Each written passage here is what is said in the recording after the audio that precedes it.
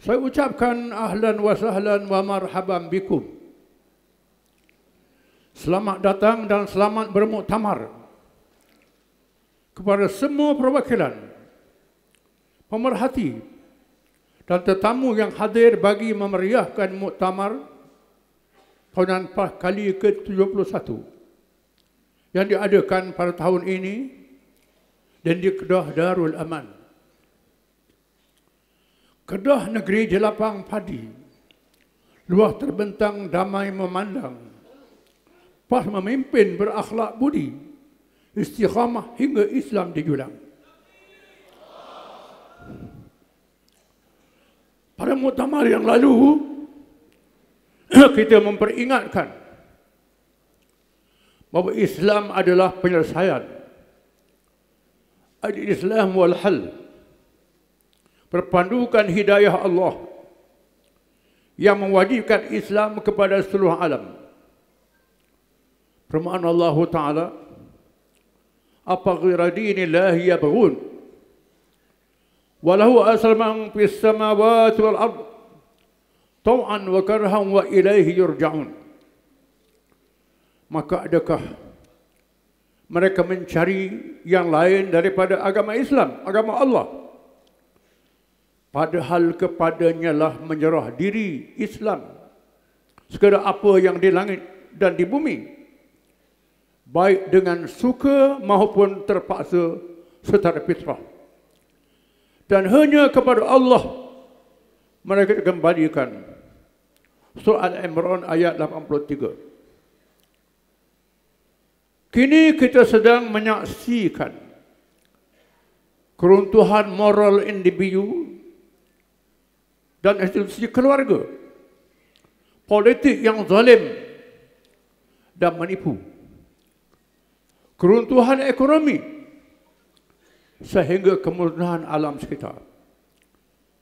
Politik yang menjadi amanah bertukar menjadi peluang mendapat pangkat dan harta sehingga menipu, khianat dan rasuah. Ekonomi yang menyembah kebendaan yang mengikut nafsu mengatasi akal, memonopoli kekayaan tanpa batas halal dan haram, sehingga meninggalkan kewajipan bermasyarakat.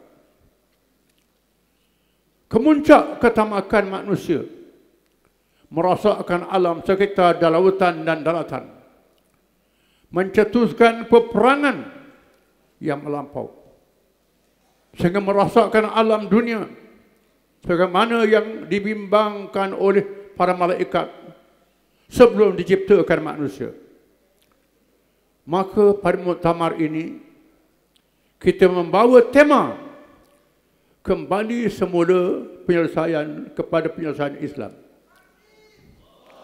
Ar-ruju' ila al-Islam min jadid. Berpandukan peringatan Allah Subhanahu wa taala. Zahra al-fasadu fil barri wal bahri bima kasabat aydin nas lidhiqhum ba'da alladhi amilu la'allahum yarji'un. Telah nampak kerosakan di darat dan di laut disebabkan perbuatan tangan manusia, supaya Allah merasakan kepada mereka sebahagian daripada akibat perbuatan mereka, agar mereka kembali ke jalan yang benar. Surah Ar-Rum ayat 41. Keadaan ini laksanya sebiji buah kecil yang keluar dari pokok yang buruk, maka buruklah hasilnya. Dan kalau pokoknya baik, maka baiklah hasilnya. Firman Allah Ta'ala, alam tara kaifa daraballahu masalan kalimatan thayyibah كشجرة طيبة أصلها ثابت وفرعها في السماء تؤتي أكلها كل حين بإذن ربها ويضرب الله الأمثال للناس لعلهم يتذكرون. ومثل كلمة خبيثة كشجرة خبيثة تسقط من فوق الأرض ما لها من قرار يثبت الله الذين آمنوا بالقول الثابت في الحياة الدنيا وفي الآخرة ويذل الله الظالمين ويفعل الله ما يشاء. Tidakkah kamu perhatikan bagaimana Allah telah membuat perumpamaan kalimah yang baik, serta pohon yang baik, akarnya teguh dan cabangnya menjulang ke langit. Pohon itu memberikan buahnya pada setiap musim dengan seizin Tuhannya. Allah membuat perumpamaan itu untuk manusia supaya mereka selalu ingat. Dan perumpamaan kalimah yang buruk seperti pokok yang buruk yang telah dicabut dengan akar-akarnya dari permukaan bumi tidak dapat tetap tegak sedikit pun. Allah meneguhkan iman orang-orang yang beriman dengan ucapan yang teguh itu dalam kehidupan di dunia dan di akhirat. Dan Allah menyesatkan orang-orang yang zalim dan memperbuat apa-apa yang dia kehendaki. Surah Ibrahim.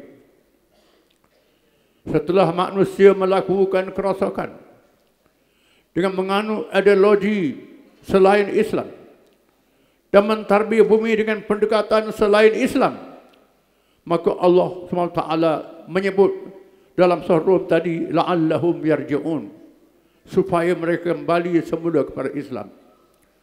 Mudah-mudahan mereka yang melakukan kerosakan itu kembali bertaubat kepada Allah SWT, kembali kepada penyelesaian Islam. Jika tidak, mereka kekal dalam kekufuran dan kejahatan yang terus merosakkan bumi ini.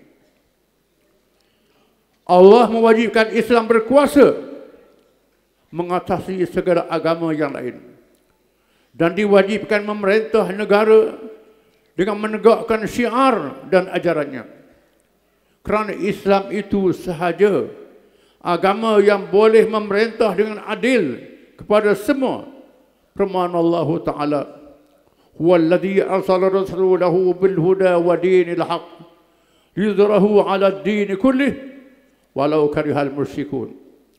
Dialah yang mengutus Rasulnya dengan membawa petunjuk dan agama yang benar, agar dia memenangkannya atas segala agama-agama dan ideologi-ideologi, meskipun orang-orang musyrik membenci.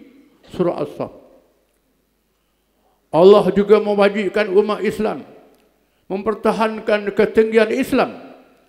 Al-Islamu ya'lu, dan menolak mereka yang merendahkan kedudukan Islam, serta cuba merasakkan kehormatan dalam masyarakat majmuk.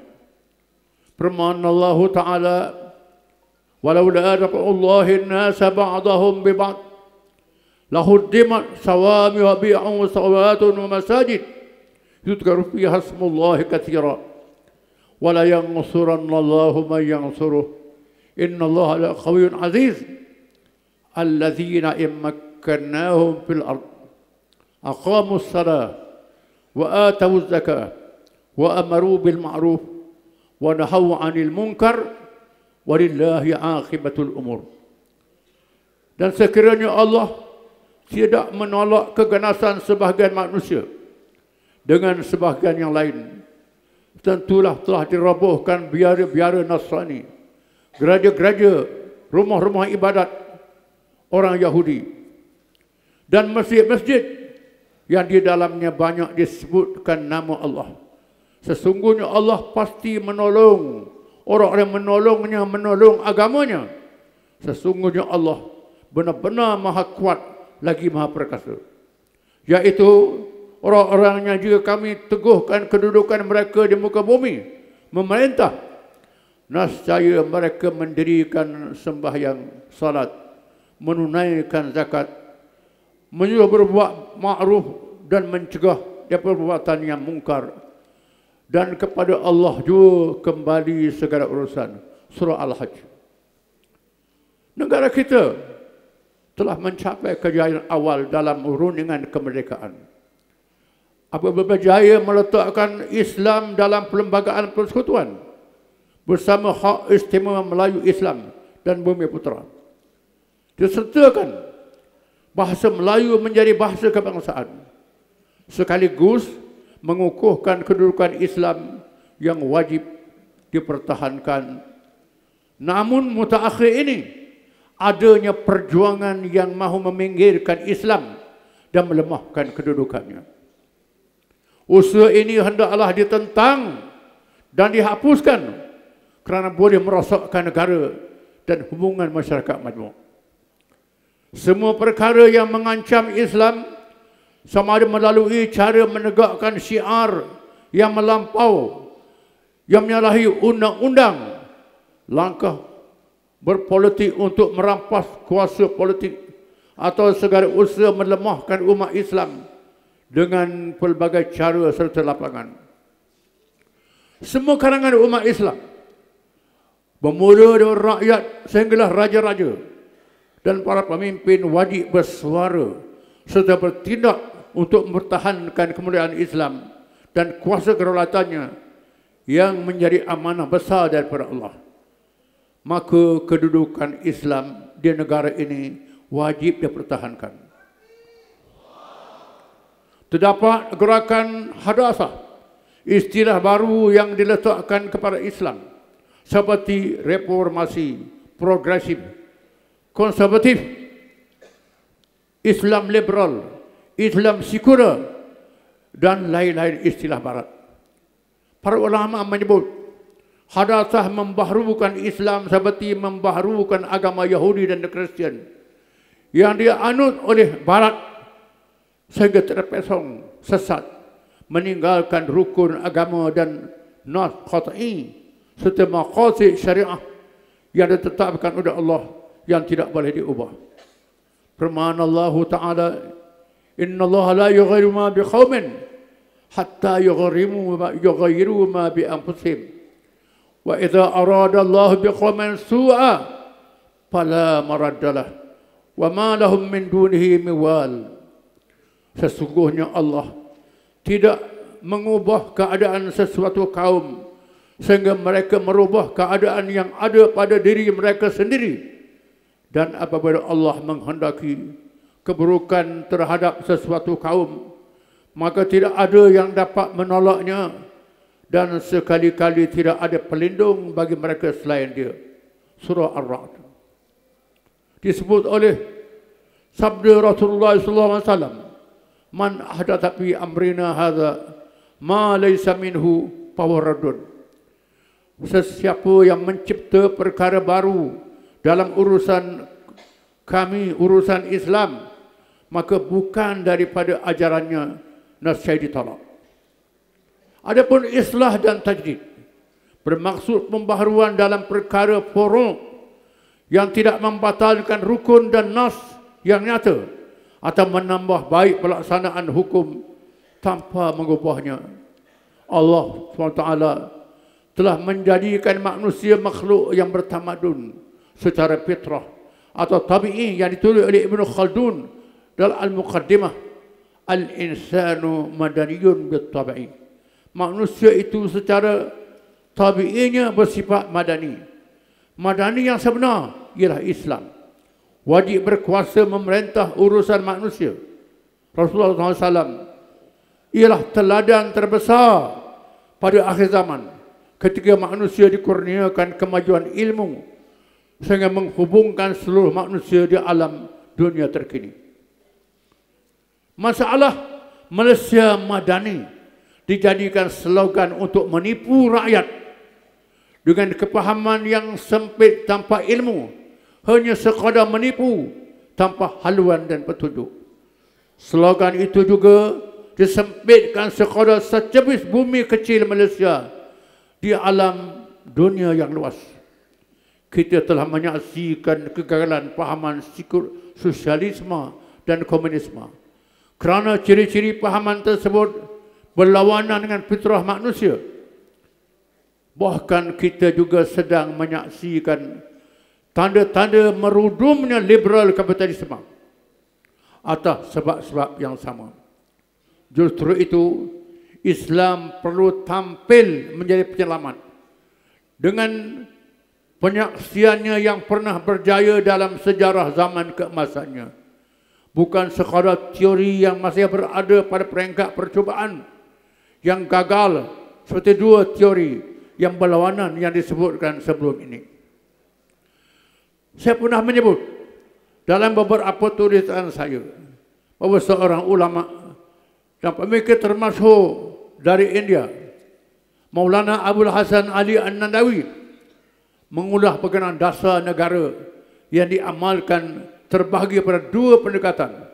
Yang pertama, negara hidayah. Yang kedua, negara jibayah. Negara hidayah bermula dengan pembangunan insan, merangkumi aspek jasad, akal, ruh, keluarga dan masyarakat yang berintegriti, bersyakhsiyah, bermaruah, berprinsipkan akidah yang diperjuangkan oleh para anbiya, meletakkan keimanan, kepercayaan kepada Allah dan janjinya, serta ada perhitungan dosa dan pahala dalam semua urusan manusia, termasuk urusan negara yang menjadi tanggungjawab yang paling besar. Adapun negara jibayah berprinsipkan kebendaan yang bergantung kepada hasil keuangan melalui apa-apa sahaja yang dapat disambar, sama hasil cukai ataupun bukan cukai.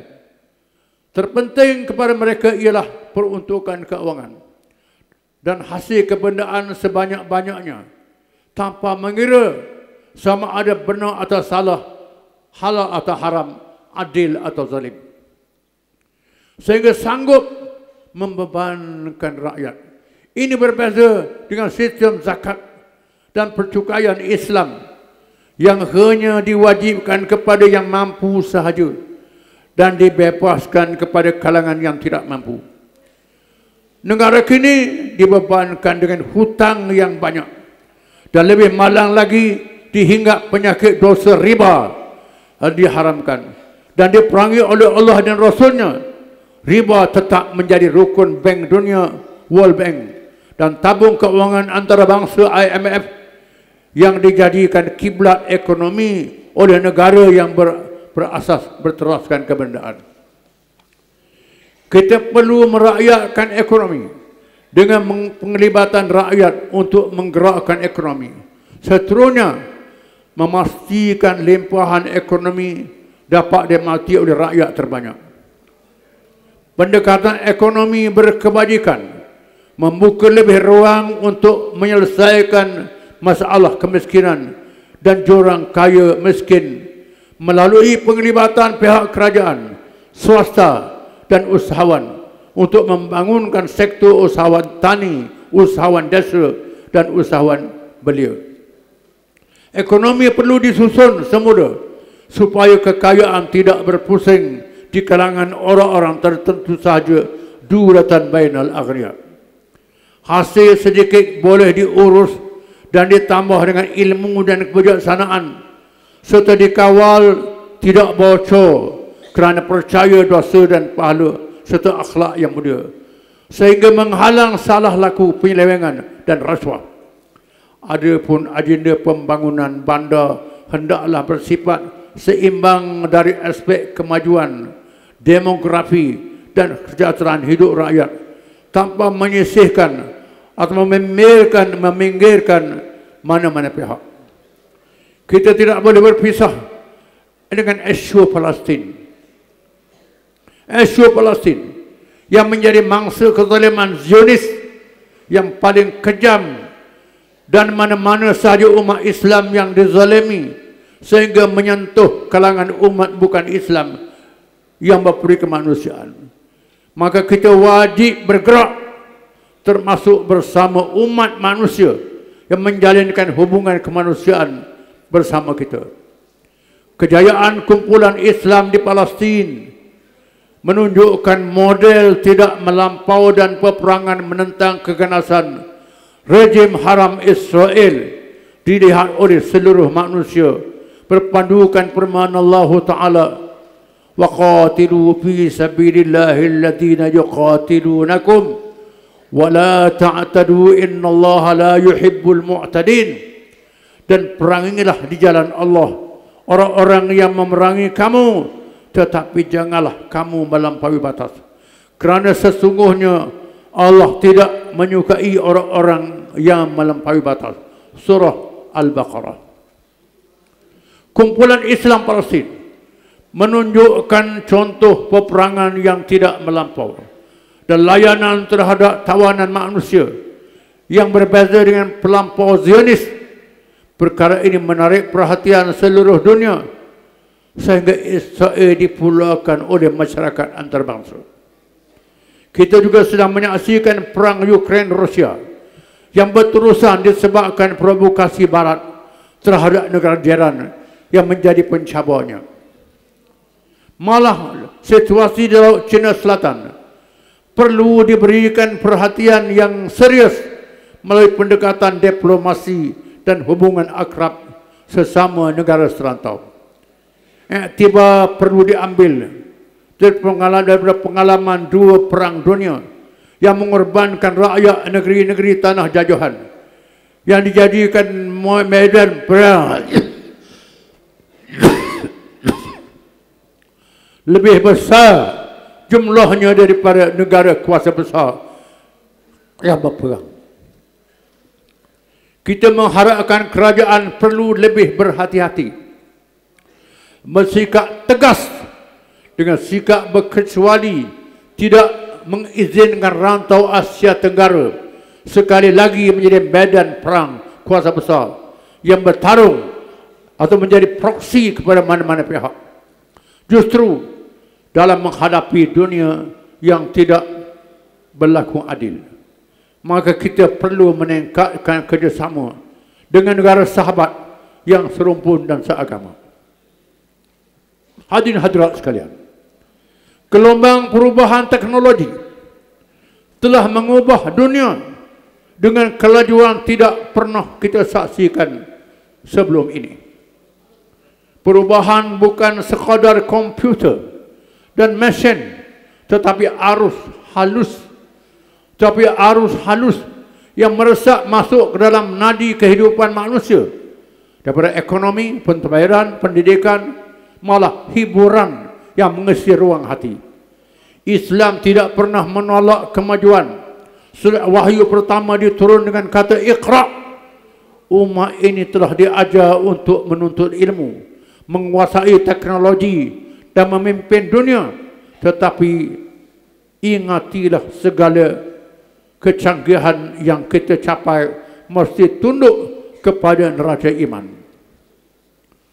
Tanpa syariat yang memandu, teknologi hanyalah pedang bermata dua yang boleh melahirkan kezaliman baru, fitnah yang merebak, maklumat yang disalahguna, marwah yang diperdagangkan, dan akhlak yang diranapkan. Kemajuan ini bukan sekadar soal meniru atau mengejar langkah Barat, bukan soal kita mengikut jejak mereka dengan mata yang buta, tetapi kita menapisnya dengan akidah, menimbangnya dengan syariat, dan membina jalannya dengan acuan kita sendiri.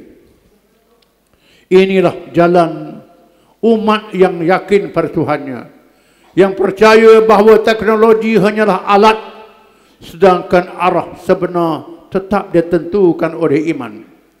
Allah SWT menyeru tentang tugas seorang Rasul, pewaris yang mengikuti sunnah perjuangan baginda. Firman Allah Ta'ala, huwallazi ba'atha fil ummiyina rasulan minhum yatlu alaihim ayatih wa yuzakkihim wa yu'allimuhumul kitaba wal hikmah wa in kanu min qablu lafi dhalalin mubin. Dialah yang telah mengutuskan dalam kalangan orang-orang Arab yang ummiyin seorang Rasul Muhammad sallallahu alaihi wasallam dari bangsa mereka sendiri, yang membacakan kepada mereka ayat-ayat Allah yang membuktikan keesaan Allah dan kekuasaannya dan membersihkan mereka dari i'tiqad yang sesat, serta mengajarkan mereka kitab Allah Al-Quran dan hikmah, pengetahuan mendalam mengenai hukum-hukum syarak. Dan sesungguhnya mereka sebelum kedatangan Nabi Muhammad SAW itu adalah dalam kesesatan yang nyata. Surah Al-Jum'ah. Hari ini kita melihat masalah sosial semakin parah. Anak-anak muda hilang rasa malu. Masyarakat sebarang miskin akhlak. Jenayah berluasa tanpa rasa takut kepada Allah. Inilah tanda bahawa roh pendidikan telah kosong dari bimbingan agama yang sebenar. Sekolah sepatutnya menjadi medan melahirkan insan berilmu dan berakhlak, tempat yang selamat untuk menanam benih masa depan umat. Namun apabila sekolah turut menjadi gelanggang budaya ganas budi dan penindasan sehingga berlaku pembunuhan yang sangat tragis, ia membuktikan bahawa pendidikan kita gagal mengembalikan ruh Islam secara asasnya. Apabila ruh Islam dihidupkan dalam pendidikan anak-anak, bukan saja pandai membaca dan mengira, tetapi juga tahu, menghormati, menyayangi dan takut melakukan kezaliman. Inilah asas yang mesti diperjuangkan oleh semua pihak. Kerana dengan Islam sahaja manusia akan selamat daripada kerosakan sosial yang semakin meruncing. Hadirin hadirat, kewajipan kita ialah memenuhi ciri-ciri kumpulan Islam dengan istiqamah dan wala' kepada Allah dan Rasul serta kepimpinan yang berpegang teguh dengannya. Semua ini bertujuan membentuk negara berdaulat yang berwawasan dunia sehingga akhirat, bergerak mentarbiyah dunia yang menjadi jambatan kejayaan hingga hari akhirat dalam urusan ibadah, serta mentarbiyah dan amanah menegakkan keadilan kepada seluruh manusia. Di mana sahaja ada bumi berpijak, wajib adanya kumpulan yang memimpin kembali kepada Islam. Inilah tujuan perempuan PAS pada Islam Malaysia dan penyertaan kita dalam bahteranya. PAS bertanggungjawab mengajak perpaduan umat untuk melakukan islah daripada kesilapan kerajaan terdahulu dan berusaha menyatukan parti Melayu Islam yang berselerak dengan pendekatan yang berpecah sebelum ini. Seterusnya menyatukan kalangan bukan Islam yang tidak ekstrim bagi membentuk sebuah negara masyarakat majmuk yang sejahtera.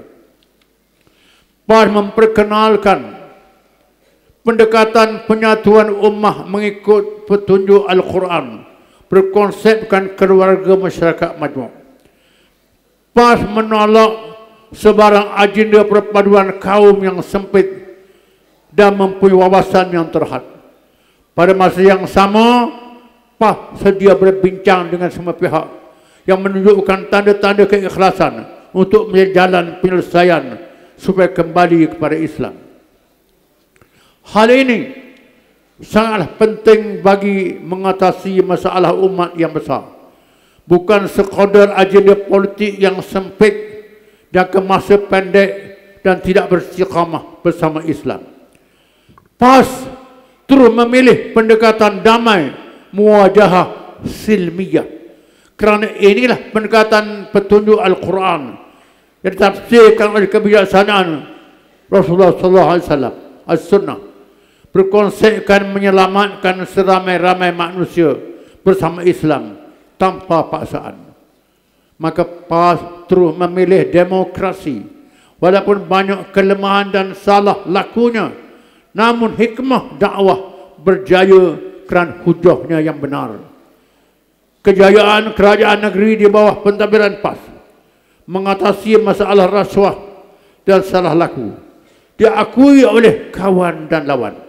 Namun kita bersyukur kepada Allah dan mengucapkan sebagaimana yang diucap oleh Khalifah Abu Bakar radhiyallahu anhu apabila dipuji, Allahumma anta a'lamu bi min nafsi wa ana a'lamu bi nafsi minhum. Allahumma ja'alni khairan mimma yazunnun waghfir li ma la ya'lamun wa la tu'akhidhni bima yaqulun. Ya Allah, wahai Tuhanku, engkau lebih mengetahui berkenaan diriku daripadaku sendiri, dan aku lebih mengetahui berkenaan diriku daripada mereka. Wahai Tuhanku, jadikanlah diriku lebih baik daripada sangkaan mereka. Ampunilah aku akan apa-apa yang mereka tidak tahu, dan ampunilah aku kerana pujian mereka. Pendekatan hujah menerang adalah lebih baik daripada menyerang. Tindakan yang adil kepada semua, termasuk terhadap musuh, ialah perintah Allah yang berfirman, Ya ayyuhalladzina amanu kunu qawwamina lillah syuhada'a bil qist wa la yajrimannakum shana'anu qaumin 'ala alla ta'dilu i'dilu wa aqrabu lit-taqwa wattaqullaha innallaha khabirum bima ta'malun. Wahai orang-orang yang beriman, hendaklah kamu menjadi orang-orang yang selalu menegakkan kebenaran, kerana Allah menjadi saksi dengan adil, dan jangan sekali-kali kebencianmu terhadap sesuatu kaum mendorong kamu untuk berlaku tidak adil. Berlaku adillah, kerana adil itu lebih dekat kepada takwa, dan bertakwalah kepada Allah. Sesungguhnya Allah Maha mengetahui apa-apa yang kamu kerjakan. PAS bersedia memimpin Malaysia. PAS bersedia memimpin Malaysia yang bermasyarakat majmuk, berpegang kepada keluhuran perlembagaan persekutuan dengan penafsiran Islam yang sebenar, adil, tanpa meminggirkan hak dan kepentingan kaum lain. Percayalah bahawa hanya Islam yang sempurna, adil dan rahmat dapat menyatukan masyarakat majmuk dengan harmoni dan selamat. Maka inilah komitmen yang akan terus dipegang oleh PAS sebagai satu janji kepada rakyat, bukan Islam. Yang pertama, Islam mendahulukan perdamaian dan persaudaraan tanpa paksaan dalam beragama, walaupun Islam berkuasa sepenuhnya. Yang kedua, Islam mewajibkan pemerintah untuk bersikap adil kepada semua. Yang ketiga, Islam mengizinkan penganut agama lain melaksanakan apa yang diizinkan oleh agama mereka dengan sempadan menjaga sensitiviti umat Islam. Dan yang keempat, Islam menyuruh umatnya menjaga sensitiviti penganut bukan Islam, sehingga termasuk dalam perkara akidah ketuhanan. Hadirin hadirat sekalian, dalam Pilihan Umum ke-15, PAS telah mencapai kejayaan yang terbesar sejak penubuhannya, apabila berkuasa memerintah 4 kerajaan negeri dan mendapat jumlah terbesar ahli parlimen dibanding dengan parti-parti lain. Maka kita berkewajipan meneruskan perjuangan mengisi kemenangan yang lebih mencabar daripada mencapai kemenangan. Kita telah menubuhkan state government 4 negeri bagi mengendalikan 4 buah negeri yang kita pimpin, dan memberikan penghormatan kepada Tun Dr. Mahathir Mohamad, mantan Perdana Menteri, yang membuat kenyataan terbuka bahawa Islam adalah penyesalan, Islam huwal hal, dan berpengalaman menyelesaikan krisis ekonomi dunia yang turut menimpa Malaysia. Pendekatan melalui kepakaran dan sumber dalam negara tanpa menjemput campur tangan asing. Seterusnya, kita berkewajipan mempertahankan Dewan Undangan Negeri dan Parlimen yang telah berjaya. Negeri Kelantan, Terengganu, Kedah dan Perlis yang telah dikuasai oleh PAS dan PN adalah negeri pengkalan yang wajib dipertahankan dan dilaksanakan agenda Islam mengikut bidang kuasa negeri. Adapun kemenangan seterusnya akan disumbangkan oleh Pahang Perak dan Selangor. Takbir.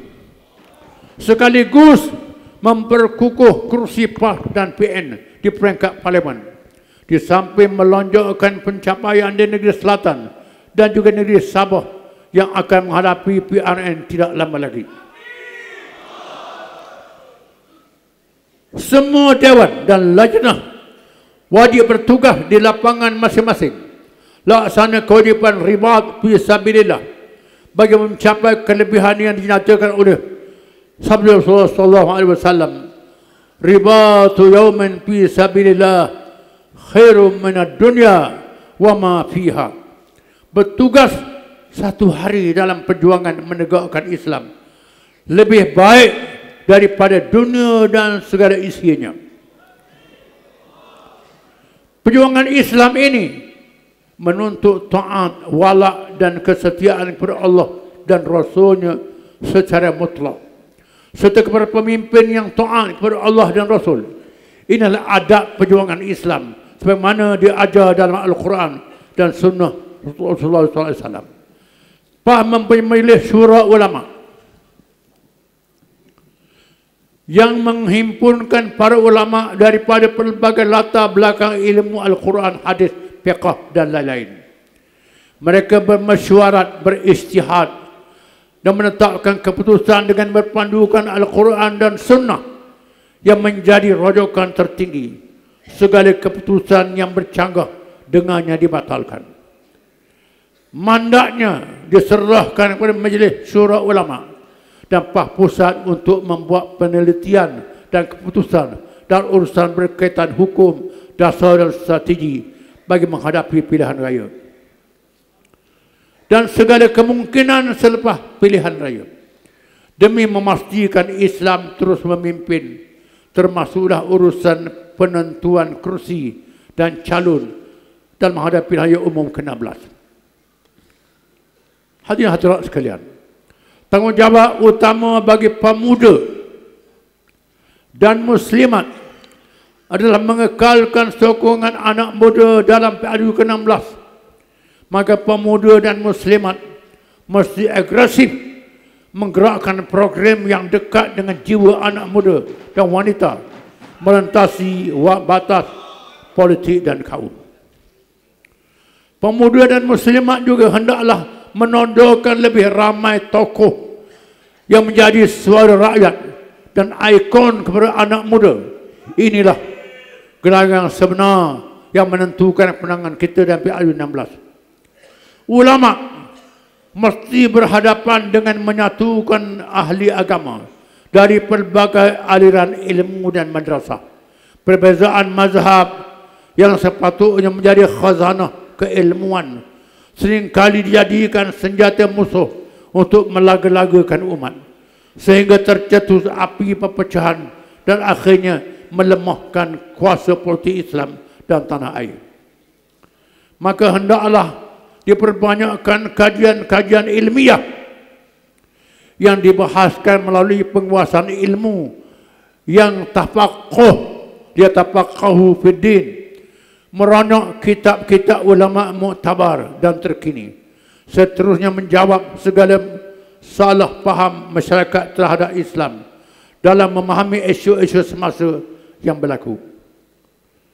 Agenda kebajikan rakyat adalah agenda penting untuk mendekatkan PAS dengan masyarakat. PAS akan terus membuktikan kesungguhan lajnah kebajikan di setiap peringkat, serta ketangkasan khidmat Malaysia dan Jabatan Amal Malaysia dalam memberikan khidmat kebajikan dan bantuan bencana tanpa mengira agama, bangsa dan pahaman politik, di atas semangat berlomba-lomba membuat kebajikan, fastabiqul khairat. PAS juga mesti komited dalam memperjuangkan nasib mereka yang dipinggirkan dan membuktikan kemampuan untuk menjuarai isu-isu rakyat melalui mobilisasi gerakan dan penyelesaian yang ditawarkan kepada rakyat. Dewan Himpunan Pendukung PAS DHPP dari kalangan bukan Islam, Lujnah Perpaduan Nasional Lajnah dakwah memikul peranan penting untuk menembusi kawasan majoriti bukan Islam dan undi penentu di kawasan majoriti Islam. Pendekatan ini mesti disusun rapi dan berimpak tinggi, sama ada melalui keterlibatan dalam kerajaan negeri atau membuktikan jaminan hak beragama kepada bukan Islam tidak akan tergugat di bawah kepimpinan PAS. Maka semua dewan dan lajnah hendaklah bergerak dengan semangat se-Malaysia dan berkebajikan, membuktikan kemampuan untuk menjuarai isu-isu rakyat, membuka pintu penglibatan dengan setiap lapisan masyarakat tanpa mengira kaum dan pahaman politik. Peranan pentadbiran di peringkat pusat, negeri, kawasan dan cawangan mesti menjadi nadi penggerak parti yang ikut dalam mengukuhkan organisasi dan mempertahankan kemenangan yang sedia ada. PAS kawasan dan cawangan perlu terus berganding bahu dengan ahli parlimen serta adul masing-masing untuk memperkukuh pengaruh parti. Tugas mereka bukan sahaja dalam medan politik tetapi juga menggerakkan program kebajikan dan khidmat masyarakat. Seluruh jentera pilihan raya dan penerangan parti di setiap peringkat perlu dipersiapkan pada tahap paling maksimal, bermula dengan pilihan raya negeri Sabah, PAN Sabah, dan seterusnya menuju PRU ke-16. Kesiapsiagaan, ketahanan dan pengorbanan yang tinggi daripada jentera adalah sebahagian besar usaha untuk mencapai kemenangan yang diizinkan oleh Allah. Program-program tarbiyah ahli dan pimpinan di seluruh peringkat hendaklah diperkasakan dan tidak boleh ditinggalkan dengan menumpukan aspek takarrub, mendekatkan diri kepada Allah, mendalami ilmu agama secara tafakuh, seterusnya memupuk nilai ukhuwah, istiqamah dan ikhlas. Selain itu, pembinaan pelapis kepimpinan wajib dijadikan agenda utama parti kerana perjuangan kita memakan generasi. Mereka perlu diasuh, diberi peluang dan dipersiapkan sejak awal untuk menggalah tanggungjawab memimpin parti dan negara supaya kelangsungan bahtera ini dapat diteruskan di masa hadapan. Jadikanlah muktamar sebagai medan muhasabah diri dan seluruh jentera parti seterusnya menghayati tema muktamar kembali kepada penyelesaian Islam, ar-ruju' ila al-Islam min jadid, sebagai hala tuju tindakan di setiap peringkat. Di kesempatan ini saya merakamkan setinggi-tinggi penghargaan kepada semua yang telah menjayakan muktamar, khususnya panitia muktamar yang dikendalikan oleh pasukan Siasat Agung dan Badan Perhubungan PAS Negeri Kedah, termasuklah kejayaan melaksanakan mesyuarat agung tahunan PAS, kawasan-kawasan, dewan-dewan dan cawangan-cawangan dengan penuh tertib. Alhamdulillah. Marilah kita memperkukuhkan saf perjuangan dengan agenda tarbiyah yang dilaksanakan pada setiap peringkat, seterusnya melebarkan pengaruh parti dan kepimpinan dalam masyarakat dengan agenda dakwah dan kebajikan. Semoga segala usaha ini diterima oleh Allah Subhanahu Wa Taala sebagai amal yang soleh. Dengan ini saya merasmikan muktamar tahunan PAS kali ke-71 dengan menyebut sabda Rasulullah SAW, siru ala barakatillah, Allahu Akbar, Allahu Akbar, Allahu Akbar, Allahu Akbar, walillahil hamd.